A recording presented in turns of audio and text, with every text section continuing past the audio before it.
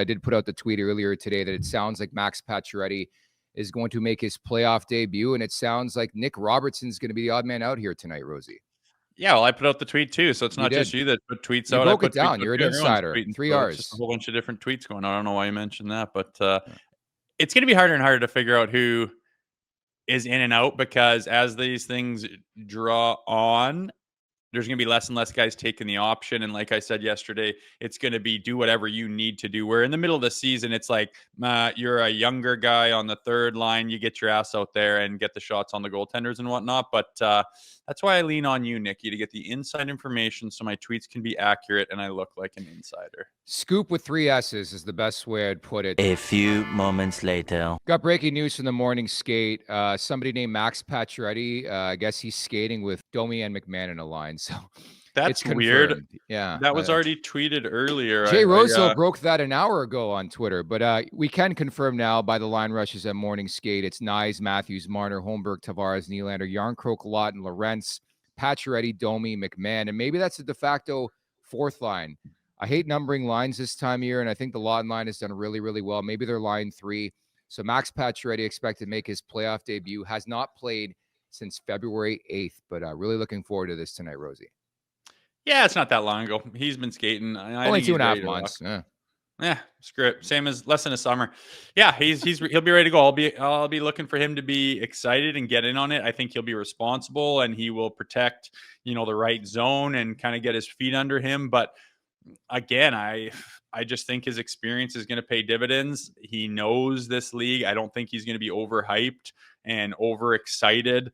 You talk about Berube and the matchups and the way he runs the bench and whatnot. You see when they scored that first goal and all the other coaches are going bananas. He's looking around going, are you guys serious, man? Like, we got a long ways to go. Have you never been here before? And you could just see right there that his level of experience goes deep, and he's thinking things out long before he has to make the decision, and he just calmly does it. And I think he's a calming presence on that bench, just simply because he seems to always know what to do and doesn't get too high, doesn't get too low. I remember that about coaching him. People, when he got hired, thought that he was just this Babcock and the screamer and yeller and Mr. Hardass just because he was a heavyweight in the league.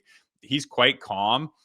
Even when he gets, cracks the whip, it's not like he's having an existential meltdown. He's just, going through the process of fixing certain things, and the way he does it, I think is pretty calm and pretty professional, and he's had success doing it. So again, just wanted to kind of mention how I think he is the man for the job back there. Yeah, that's fair. And I think even getting back to the conversation about Pacioretty, my expectation is maybe 8 to 10 minutes, play that physical brand. They're not bringing him in for offense. I know he's a guy in the past who has scored, but I think just lean on guys, play your game. And I think, to your point, a veteran who's been there before, played in Stanley Cup playoff games, I think he's just going to go out there and do his thing. And I know some people in the chat are being like, oh, is he truly ready? He's been ready for a long period of time.